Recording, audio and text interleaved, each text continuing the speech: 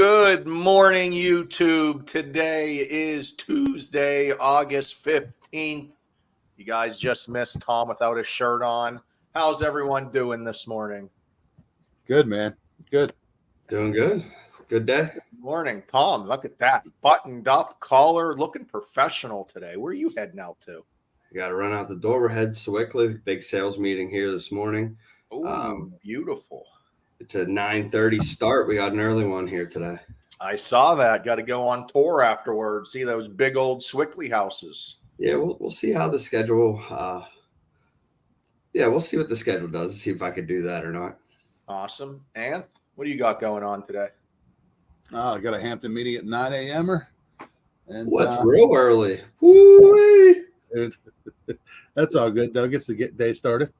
I know you're up for that. Does anybody else get up for that? There's people there. That's awesome. Well, you know what? They still do a hybrid, so they still do half Zoom, half office. So that's awesome. Good for Patrick. Yeah, man.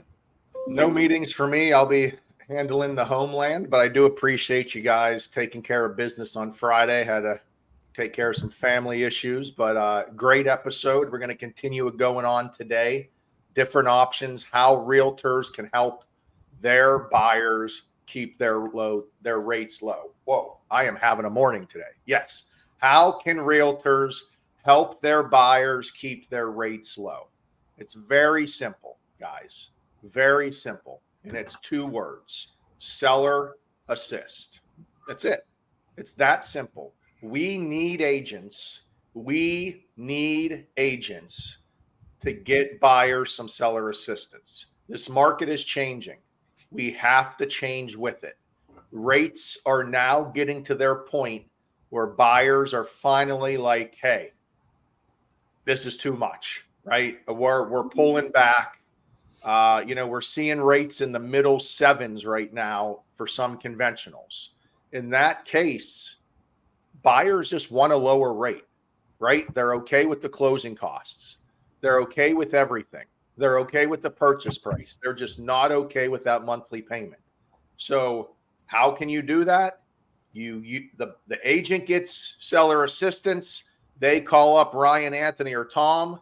Ryan Anthony or Tom buys down the interest rate with that seller assistance. So let's give an example.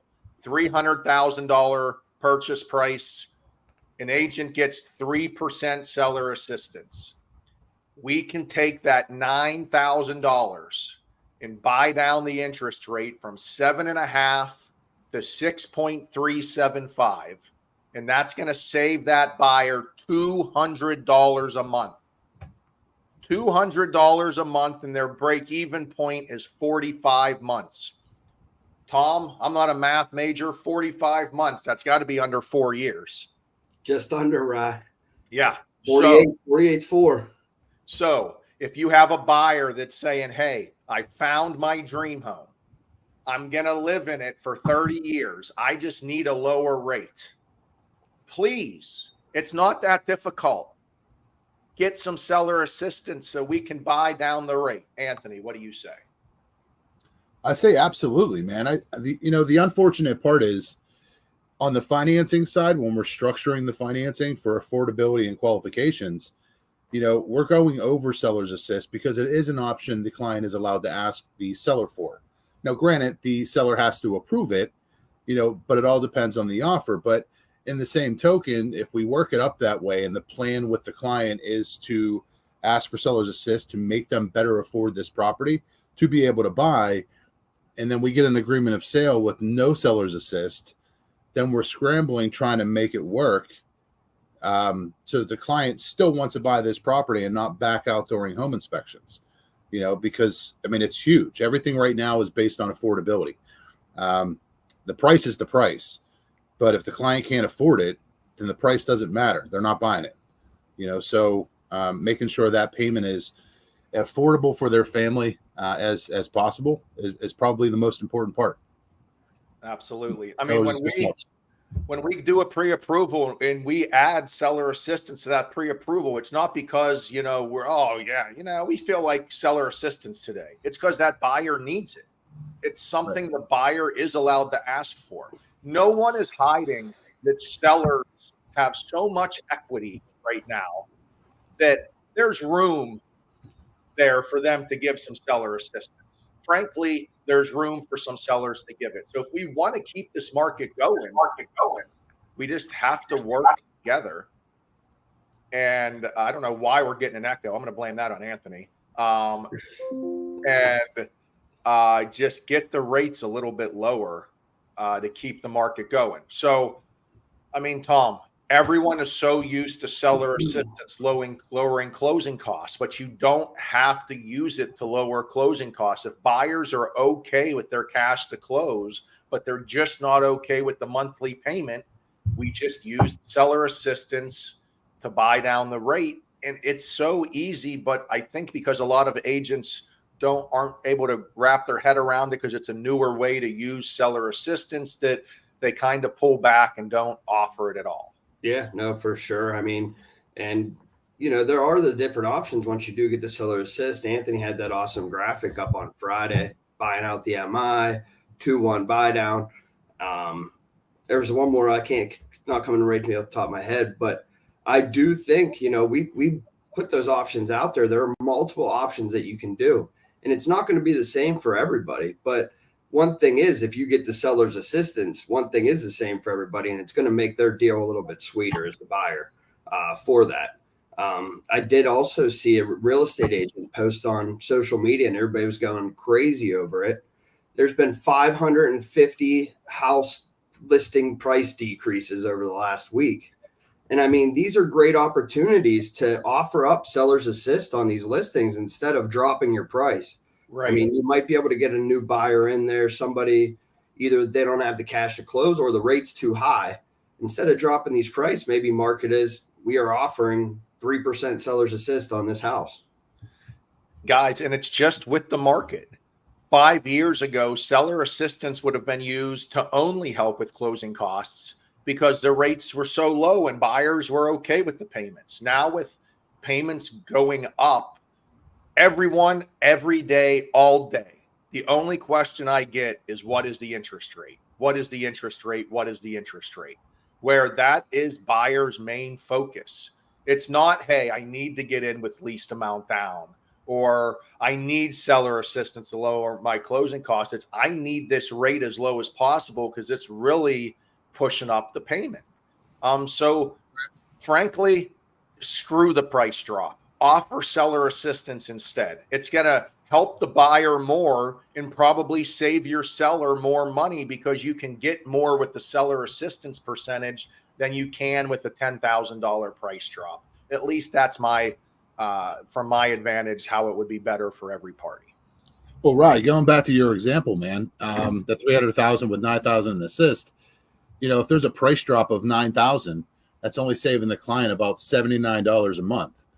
In hindsight, it's like, wait a second, let's get 9,000 in seller's assist instead. We're going to save them $200 a month on the financing, and they'll be more inclined to purchase because now it's better, it's more affordable. Yeah, I don't think a lot of people understand that, but it's kind of crazy when we see the numbers. And guys, we got to stop. All right. I wish I could go back in time and go to February and look at all of those experts out there who said, don't worry, guys, the rates will be 5 by the end of the year. Okay. Open your eyes. We have a president that gives money away, plain and simple. If you think that helps inflation, if you think that helps the economy, if you think that's going to lower interest rates, frankly, you're wrong. Rates have only gone up here in 2023. We've all been preaching that they go up a lot quicker than they go down. None of us said that they were going to drop in 6 months. And here we are. We're 2 years of interest rates going up, and they're still going up. So sure, they'll come down eventually, but it's not going to be tomorrow. So please don't not buy down your rate because you think rates are going to lower in the future. If they lower, they lower.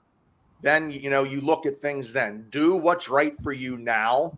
And if you're happy with the payment, if you're good with that, then move forward. Don't try to predict the future. Yeah, I also saw, because there's no telling what's going to happen. I just saw Michael Burry, the guy that did the big short. He shorted the stock market yesterday as well. So who knows when this thing's going to end? Some people think it's going to end soon here in the next couple months, but obviously there's some experts that are thinking this could be long term. So, I mean, Tom, we're 2 years already. Remember, it just went up an inch. Remember, it was no one's talking about long-term inflation. Well, those were all lies. We're 2 years into this. We're now interest rates higher than they've been in this 2-year period. And I'm sick of hearing that, oh, by next quarter, rates are going to be this. And then they go up by next quarter and no one's called to the carpet on it. Enough is enough. You must like low gas prices too, I'm guessing. I would love low gas prices. I like to drive an RV around the country, and I got to cut off my left arm just to fill up the tank. Literally. Crazy. I just watched a video last night. It was from 99. Gas prices were $1.25, and the news was going crazy because gas prices shot up to $1.25. I mean, I know that's how the world works. Everything just goes up and up and up. We were at a rare, unique time with interest rates for mortgages in the 2 or 3% range. I know we're close to that and we're coming out of that. I just don't see that coming back anytime soon. And that's a bit of a pipe dream to tell people that it's going to happen by next year. So that's just my own philosophy. We need to look at the facts rather than just dream here. And interest rates keep going up. The Fed keeps raising rates. The Fed is not done raising rates. Inflation is still increasing, even though we've had 2 years of Fed rates hikes. What are we supposed to do? Yeah. Just sit here and talk on AMChatter. Well, you know what, guys? On the flip side of that, I know everybody's saying, oh, there's a shortage in the market as far as homes go. Well, yeah, if I'm a seller, why would I want to buy at 7.5%? But if there's options available where I know I can get in and buy down the interest rate, not have PMI, 49% of homes that have a mortgage right now have 50% equity. That's huge. So that money can be used towards the new purchase, as well, to buy down the rate, down payment, et cetera, and make that payment basically closer to what they're paying now, even though their rate's lower. It's all based on the amount they borrow. So, but they just have to know the options. So, and on the financing side, that's where you're going to get the options. You're not going to get them anywhere except for the financing side. And we don't need the agents to really know all these options. All we need you guys to do is get seller assistance, and we know you know how to do that. Get the seller assistance. We then can take that lump sum to the buyer and say, what's best for you? Do you want to lower your cash to close? Do you want to lower your interest rate? Do you want to buy out your mortgage insurance if there's less than 20%? We know the options. We can talk that over with them. We just need you guys to get us the seller assistance, because that's one thing we can't do. So I appreciate your guys' time today. Great talk. Go to your sales meetings, bang it out today. Have a great Tuesday, boys. See you guys. Later.